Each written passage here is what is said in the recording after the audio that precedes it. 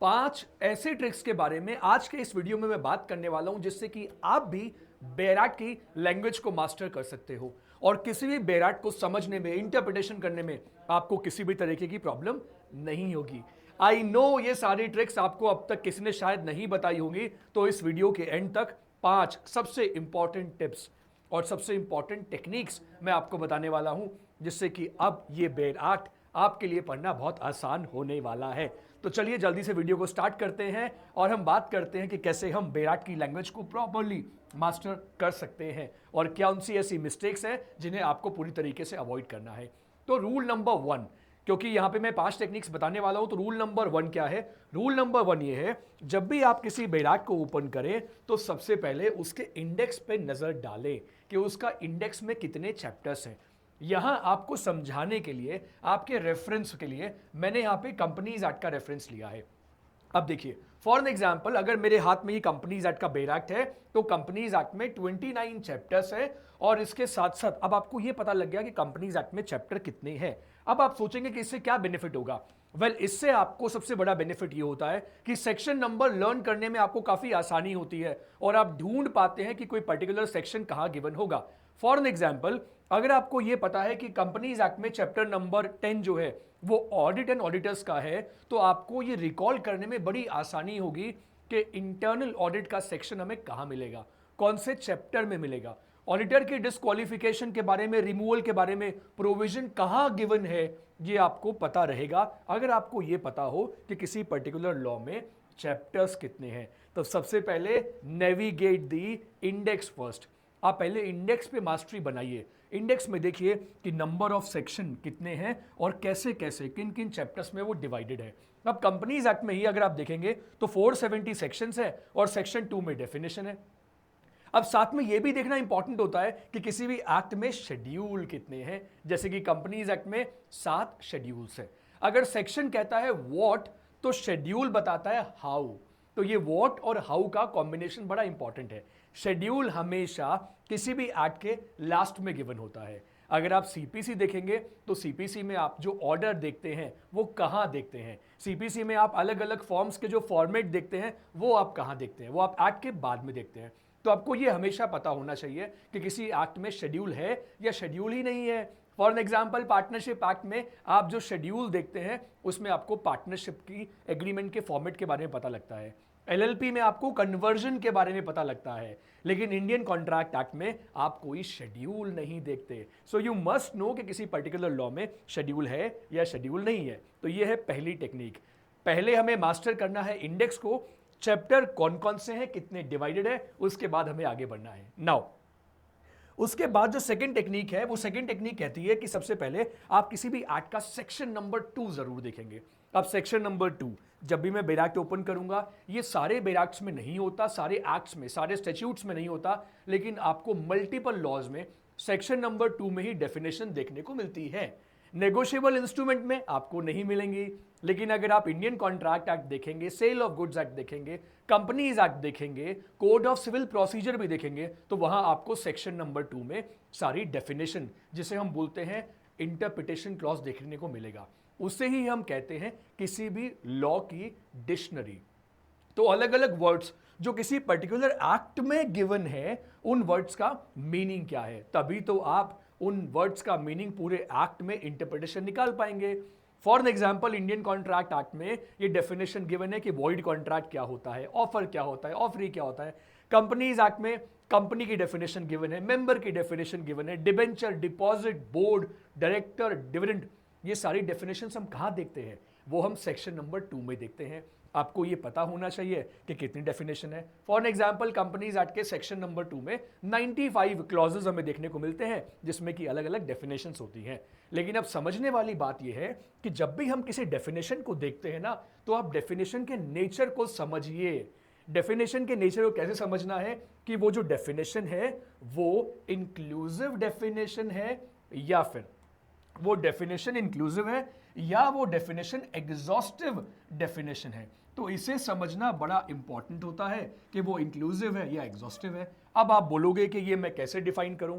सबसे पहले inclusive definition वो होती है जिसका लीगल स्कोप जो होता है वो ओपन एंडेड होता है, जैसे कि यहाँ पे अगर आप कंपनीज एक्ट में सेक्शन नंबर 2 क्लॉज 31 देखेंगे, ये आपको मैं भी एग्जाम्पल के थ्रू भी समझा देता हूं।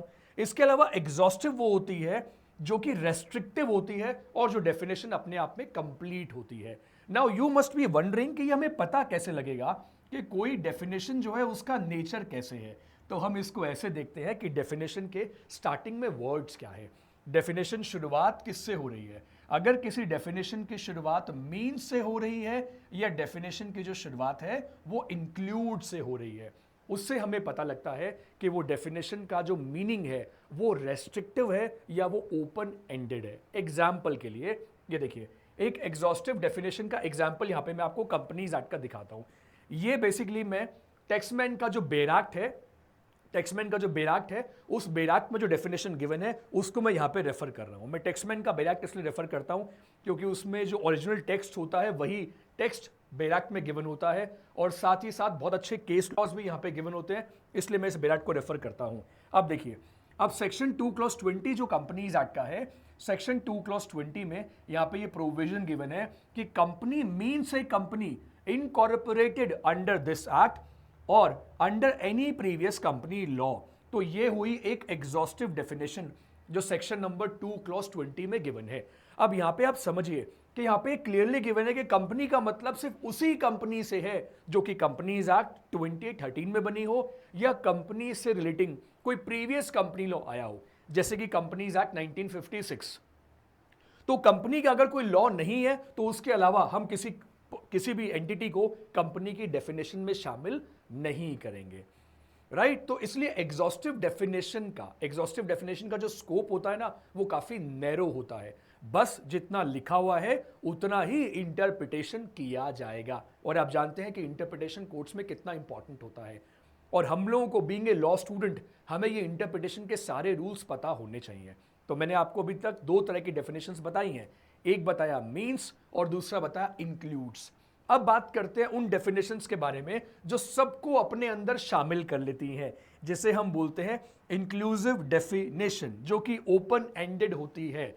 यानी कि ये डेफिनेशन कहती है कि अगर किसी पर्टिकुलर वर्ड का रेफरेंस गिवन नहीं भी है तो भी हम इसे शामिल कर लेंगे, उसे शामिल कर लेंगे। वो कहते हैं ना कि जिसका कोई नहीं उसका खुदा है यारो, वैसे ही जिसका कोई नहीं है उसका इंक्लूसिव डेफिनेशन यहां पे होता है।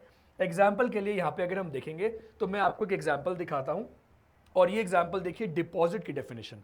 अगर आप कंपनीज एक्ट में सेक्शन नंबर 2 क्लॉज 31 देखेंगे तो उसमें लिखा हुआ है deposit includes any receipt of money by way of deposit और लोन और any other form by company but does not include. तो यहां पे इसकी शुरुआत कैसे हुई है? इस पर्टिकुलर डेफिनेशन की जो शुरुआत हुई है वो किससे हुई है? वो इंक्लूड से हुई है। तो हमें हमेशा ये नोटिस करना है कि डेफिनेशन की शुरुआत किससे हो रही है, मीन से हो रही है, इंक्लूड से हो रही है। अगर इंक्लूड से हो रही है तो जो नहीं लिखा हुआ उसे भी इसके अंदर शामिल कर लिया जाएगा, राइट। अब एक तीसरा आपको मैं टाइप और बताता हूं। कई बार आपको ना बेराक में कंबाइंड डेफिनेशंस भी देखने को मिलती है। कंबाइंड डेफिनेशंस कौन सी होती है? जिसमें मीन्स भी लिखा होता है और इंक्लूड भी लिखा होता है। बिल्कुल ऐसी भी डेफिनेशंस होती हैं जिनमें मीन्स भी होगा और इंक्लूड्स भी होगा। तो उन डेफिनेशंस में हम इंटरप्रिटेशन कैसे करेंगे? वेल, इन्हें इंक्लूसिव डेफिनेशन ही कहा जाता है, लेकिन ये डेफिनेशंस में मीन्स का मतलब कोर और इंक्लूड्स का मतलब डेफिनेशन को एक्सटेंड कर दिया जाएगा। अब इसका भी एग्जाम्पल मैं आपको कंपनीज एक्ट के रेफरेंस से ही बताता हूं। अगर आपने कंपनीज एक्ट में सेक्शन नंबर 2 क्लॉज 55 जिसमें कि मेंबर की डेफिनेशन गिवन है, अगर आपने उसको अच्छे से रीड किया है तो आप क्या देखेंगे? तो देखिए यहां पे लिखा हुआ है, देखिए यहां पे लिखा होता है मीन्स, यहां पे लिखा हुआ है ना मीन्स। तो इसकी शुरुआत किससे हुई है? इसकी शुरुआत मीन से हुई है, बट ये इंक्लूसिव भी है। ये इंक्लूसिव कैसे है? क्योंकि यहां पे लिखा हुआ है जिसने कंपनी के शेयर सब्सक्राइब किए वो भी कंपनी का मेंबर बन जाएगा और जो बाद में कंपनी के शेयर्स खरीदता है वो भी कंपनी का मेंबर बन जाएगा। तो एक तरीके से ये जो सेक्शन है इसमें मीन्स और इंक्लूड्स दोनों यूज हो रहा है। तो आप समझ लीजिए जहां दोनों वर्ड्स आ जाए, मीन्स भी आ जाए, इंक्लूड्स भी आ जाए, तो वो एक तरीके से इंक्लूसिव डेफिनेशन होती है। लेकिन वहां पे ये कोर भी गिवन होता है और उसको एक्सटेंड किया जा सकता है, तो एक्सटेंशन का प्रोविजन भी वहां पे गिवन होता है। तो आज के बाद आप जब भी किसी डेफिनेशन को रीड करें तो सबसे पहले फर्स्ट लाइन में ये देखिए कि लिखा हुआ शुरुआत कैसे हो रही है।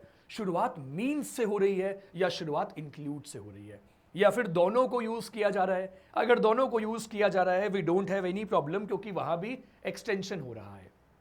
ऑलराइट, ये 2 रूल मैंने आपको बता दिए हैं। अभी हमें 3 रूल और डिस्कस करने हैं। पहला रूल हमने क्या पढ़ा कि आपको पूरा इंडेक्स पढ़ना है। इंडेक्स में आपको चैप्टर नंबर कैसे डिवाइडेड है उन्हें देखना है, शेड्यूल है या नहीं उसे देखना है, और उसके बाद सेक्शन नंबर 2 डेफिनेशंस कहां गिवन है वो देखनी है। उसके बाद डेफिनेशन का रूल हमने देखा कि मीन्स है या इंक्लूड्स है, उसे देखना है। अब रूल नंबर 3 के बारे में बात करते हैं। But before we go to rule number 3, मैं आपको ये बता देना चाहता हूं कि किसी भी बैराक्ट को इंटरप्रिटेशन करने के लिए ये भी बहुत जरूरी है कि हमारे पास एक सही बैराक्ट हो, जिसमें कि जो लॉ बनाया लेजिस्लेचर ने उसका एग्जैक्ट टेक्स्ट गिवन हो और बाकी लॉस का भी रेफरेंस वहां पे गिवन हो। एग्जाम्पल के लिए मैं आपको बता देना चाहता हूं कि जब आप कंपनीज एक्ट पढ़ते हैं तो कंपनीज एक्ट में पार्टनरशिप एक्ट का भी रेफरेंस आता है। पार्टनरशिप एक्ट में अगर हम बात करते हैं तो सेक्शन नंबर 464 अगर आप कंपनीज एक्ट का देखेंगे तो उसको हम पार्टनरशिप एक्ट के साथ रिलेट करते हैं। तो देयर आर वेरियस लॉज जो कि आपस में कनेक्टेड होते हैं, लेकिन उनकी कनेक्टिविटी को समझने के लिए हम लोगों को, बीइंग ए प्रोफेशनल या फिर आप लॉ के स्टूडेंट हो, आपको जरूरत पड़ती है एक ऐसे बैराक्ट की जिसमें कि वो प्रॉपर इंटरप्रिटेशन, उसका मीनिंग और कंपैरिजन गिवन हो। इसके लिए मैं प्रेफर करता हूं टेक्स्टमैन के बैराक्ट। तो रिसेंटली मुझे पता लगा कि टेक्स्टमैन ने अपनी एक कोर बैराक्ट की लाइब्रेरी लॉन्च की है।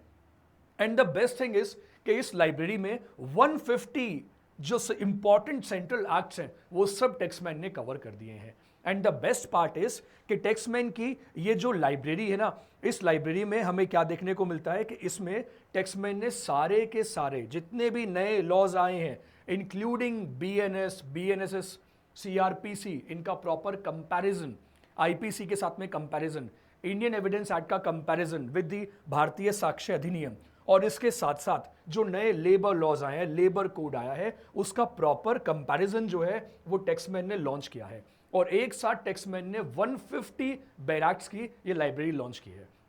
मुझे टेक्स्टमैन के बैराक्ट्स की सबसे जो खास बात लगती है वो ये है कि टेक्स्टमैन के इस बैराक्ट को जब आप देखेंगे, आप भी एक्सपीरियंस करेंगे कि इन बैराक्ट्स में आपको ये देखने को मिलेगा कि हर सेक्शन के साथ साथ में रूल्स, रेगुलेशंस, नोटिफिकेशंस का भी रेफरेंस होता है, जो किसी भी बैराक्ट को, किसी भी लॉ को समझने के लिए सबसे इंटीग्रल होता है। अगर एक बैराक्ट में उसके रूल्स और रेगुलेशंस ना हो तो फिर उस बैराक्ट का क्या यूज, लेकिन टेक्स्टमैन के बैराक्ट में इनका प्रॉपर रेफरेंस जगह जगह पर गिवन है। इसके साथ साथ टेक्स्टमैन के इस बैराक्ट के कॉम्बो में आप ये देखेंगे कि जितने भी लीगल चेंजेस आए हैं, कंपैरिजन जितने भी आए हैं, वो सारे कंपैरिजन टेबल यहाँ पे गिवन है।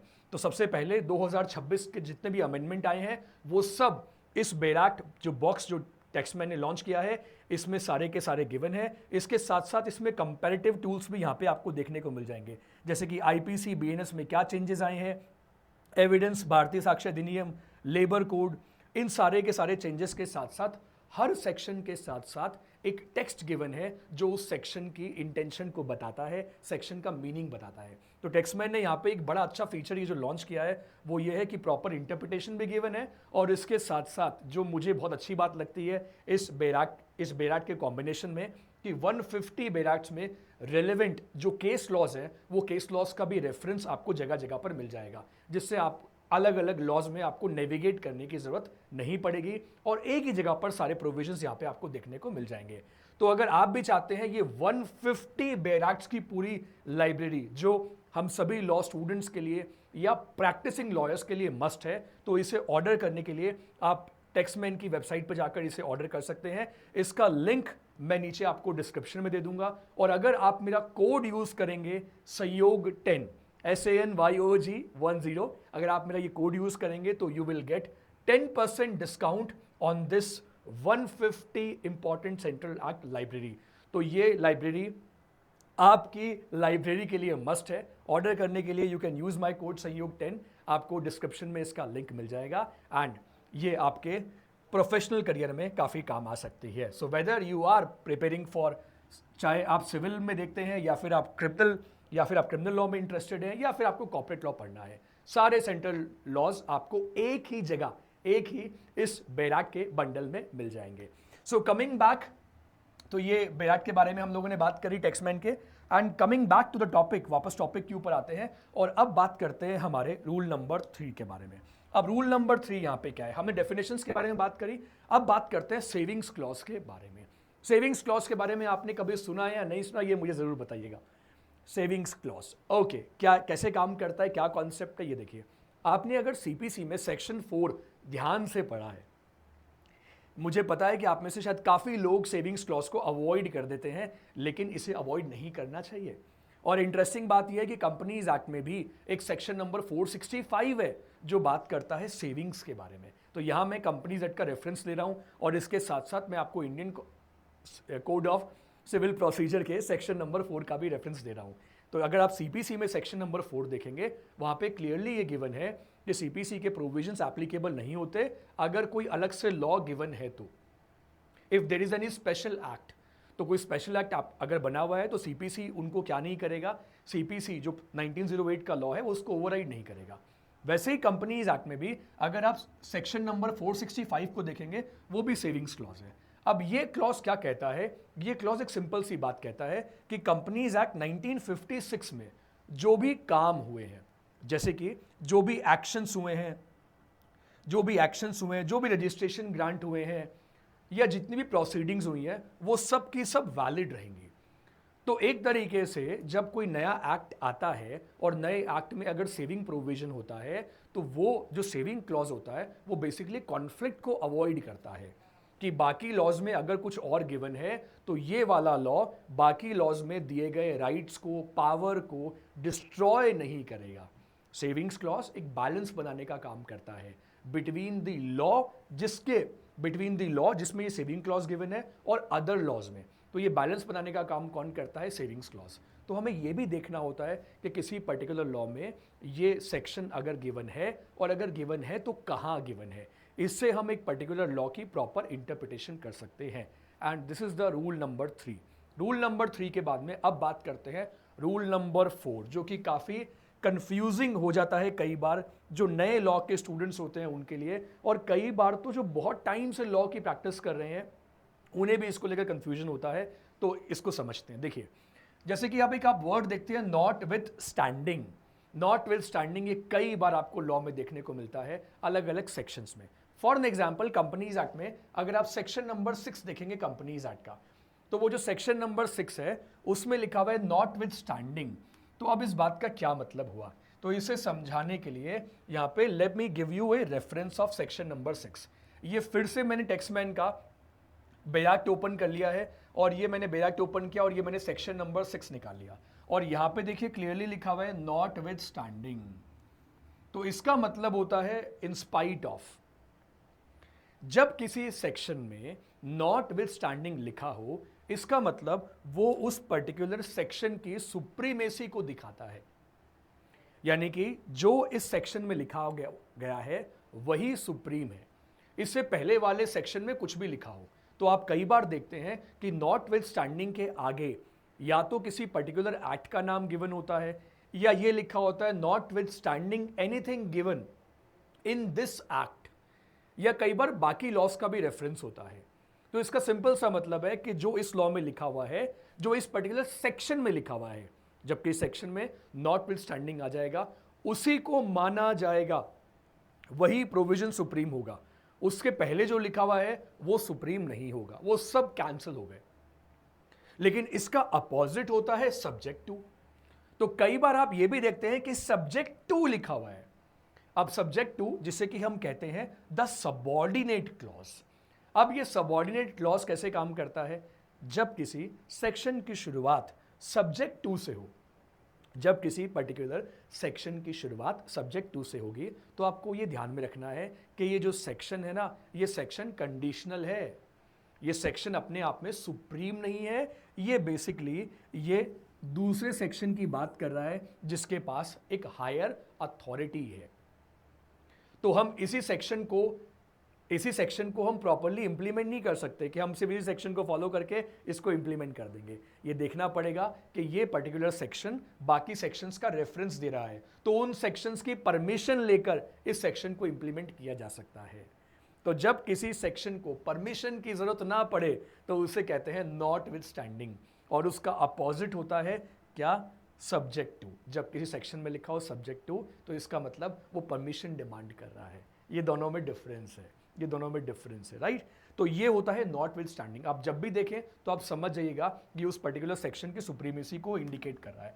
अब आगे चलते हैं और नेक्स्ट डिस्कस करते हैं हमारा रूल नंबर 5। अब रूल नंबर 5 ये बड़ा ही आसान सा रूल है, हम सबको पता होना चाहिए। रूल नंबर 5 आप देखते हैं कई बार सेक्शंस में लिखा होता है प्रोवाइजो। अब ये प्रोवाइजो ये कैसे लिखा होता है? लिखा होता है प्रोवाइडेड दैट, और नीचे लिखा होता है फर्दर प्रोवाइडेड दैट। तो आप जब भी देखें प्रोवाइजो तो प्रोवाइजो का दूसरा नाम है प्रोवाइडेड दैट। तो वो हमेशा आपको किसी सेक्शन के एंड में देखने को मिलता है। जैसे कंपनीज एक्ट में सेक्शन नंबर 149, अगर आप सीपीसी देखेंगे तो सीपीसी में जब आप सेक्शन नंबर 16 देखेंगे तो 16 में भी आपको प्रोवाइजो देखने को मिलेगा। तो जब आप प्रोवाइजो देखते हैं तो प्रोवाइजो बेसिकली एक एक्सेप्शन क्रिएट करता है या फिर ये कोई कंडीशन क्रिएट करता है। अभी फॉर एन एग्जाम्पल के लिए अगर मैं आपको ये दिखाऊं यहाँ पे सेक्शन नंबर 149, ये मैंने अगेन टेक्समैन का बेराक जो है वो ओपन कर लिया कंपनीज एक्ट का। तो यहाँ पे आप सेक्शन नंबर 149 देख रहे हैं और यहाँ पे लिखा हुआ है देखिए प्रोवाइडेड दैट प्रोवाइडेड फर्दर। इसमें लिखा हुआ है कि एक कंपनी के 15 डायरेक्टर होंगे सेक्शन नंबर 149 के अकॉर्डिंग, लेकिन साथ में लिखा हुआ है एक कंपनी में appoint more than 15 directors after passing a special resolution. तो कंपनी जो है वो 15 से ज्यादा डायरेक्टर भी अपॉइंट कर सकती है और एसआर पास करना पड़ेगा। तो यहाँ पे एक तरीके से एक्सेप्शन मॉडिफिकेशन जो है वो हमेशा गिवन होता है, उसी को कहते हैं प्रोवाइडेड दैट, या साथ में लिखा होता है क्या प्रोवाइडेड फर्दर। ये आपको समझ में आया। अब प्रोवाइडेड के साथ साथ में अगर हम बात करते हैं तो एक बात आप और देखिएगा, कई बार सब्जेक्ट टू लिखा होता है, ये हमने ऑलरेडी डिस्कस कर लिया। बिगिनिंग ऑफ ए सेक्शन पे लिखा होता है और ये बात करता है प्रायोरिटी के बारे में, to establish a priority of any other section. अब एक इंटरेस्टिंग बात आप और देखते हैं बेराक जब आप रीड करते हैं कि कई बार लिखा होता है मे और कई बार लिखा होता है शैल, मे और शैल। तो जब मे लिखा होता है for an example companies act का सेक्शन नंबर 3 जो कहता है कि किसी भी लॉफुल पर्पस के लिए एक कंपनी में बी इनकॉर्पोरेटेड, कंपनी में भी कंपनी आप इनकॉर्पोरेट कर सकते हैं, आपकी मर्जी है। तो वहां पे जब मे लिखा होता है इसका मतलब वो पर्टिकुलर सेक्शन डिस्क्रिशन दे रहा है, और जब लिखा होता है शैल तो इसका मतलब क्या है कि वो मैंडेटरी है। फॉर एन एग्जाम्पल लिखा हुआ ये है कि कंपनी को अपने शेयर्स का अलॉटमेंट एक फिक्स टाइम लिमिट में करना होगा, तो वहां पे शैल लिखा होगा। तो शैल किसी भी प्रोविजन को पावरफुल बनाता है कि ये तो कंप्लाइंस करना ही करना पड़ेगा, कंपनी को अपनी एनुअल रिटर्न फाइल करनी ही करनी पड़ेगी, तो वहां पे शैल देखने को मिलता है। और मे का मतलब आपकी मर्जी है, तो यहाँ पे डिस्क्रिशन दे आता है। तो अब जब भी बेराक रीड करें ये हमेशा देखा करो कि शुरुआत में या बीच में कहीं मे लिखा हुआ है या कहीं शैल लिखा हुआ है। इसके साथ साथ एक बोनस टिप भी मैं आपको देना चाहूंगा। क्या है वो बोनस टिप? आप ये भी देखा कीजिए जब भी आप किसी बेराक के सेक्शन को प्रोविजन को रीड करते हो तो उसमें कहीं फाइन लिखा हुआ है या पेनल्टी लिखा हुआ है, ये भी देखिएगा। अगर आप कंपनीज एक्ट देखेंगे तो कंपनीज एक्ट में आपको दोनों वर्ड देखने को मिलेंगे, एक वर्ड देखने को मिलेगा फाइन और दूसरा वर्ड आपको देखने को मिलेगा पेनल्टी। अगर वर्ड आता है पेनल्टी तो इसका मतलब है कि पेनल्टी लगाने की पावर आरओसी के पास में होती है। Register of companies adjudicating officer जो होगा वो पेनल्टी इंपोज कर सकता है। आप ये जीएसटी में भी देखते होंगे। लेकिन जब आप एक वर्ड देखते हैं ना फाइन, तो फाइन का मतलब fine is basically imposed by the court. Fine court लगाएगा और पेनल्टी कोई एडजुडिकेटिंग अथॉरिटी लगा सकती है या इंपोज कर सकती है। तो ये हमें हमेशा याद रखना है कि किसी भी पर्टिकुलर एक्ट में फाइन वर्ड यूज किया गया है या पेनल्टी वर्ड यूज किया गया है। ऑर्डर वर्ड यूज किया गया है तो आप ये भी देखिए कि कहाँ कहाँ पे ऑर्डर वर्ड आ रहा है। तो जब आप इन वर्ड्स को देखेंगे समझेंगे तो आपके लिए बेयाक को पढ़ना बहुत ही आसान होगा और फिर आप इजीली बेयाक पे मास्टरी कर सकते हैं। तो ये मेरी साइड से एक छोटी सी कोशिश थी 5 आपको ऐसी टिप्स बताने के बारे में जिससे कि आप किसी भी बेयाक में गिवन किसी भी सेक्शन को आसानी से इंटरप्रेट कर लें। बाकी मैं आप सब लोगों को रिकमेंड करूंगा कि आप टेक्समैन का जो बेराक्ट लाइब्रेरी है आप इसको सब्सक्राइब कर सकते हैं। और इसको सब्सक्राइब करने के लिए, जिसमें कि 150 सेंट्रल एक्ट्स यहाँ पे कवर्ड है, और इसको सब्सक्राइब करना बिल्कुल मत भूलना, क्योंकि एक परफेक्ट बेराक्ट लाइब्रेरी जब तक आपके पास में नहीं होगी तब तक आपको अलग अलग लॉज में नेविगेट करने में, समझने में और उनकी अंडरस्टैंडिंग बनाने में प्रॉब्लम रहेगी। तो इसके लिए आप क्या कर सकते हैं, टेक्समैन का ये जो कोर बेराक्ट लाइब्रेरी है आप इसको सब्सक्राइब कर सकते हैं, इंक्लूडिंग 150 बेराक्ट्स। और ध्यान रहे, जब भी आप इसको परचेज करें तो मेरा कोड सहयोग 10 आप यूज कर लेना। कोड और इसे परचेज करने का जो लिंक है वो मैं डिस्क्रिप्शन में दे दूंगा। मैं आप लोगों से मिलता हूं अपने अगले वीडियो में। Thank you so much, take care, bye bye.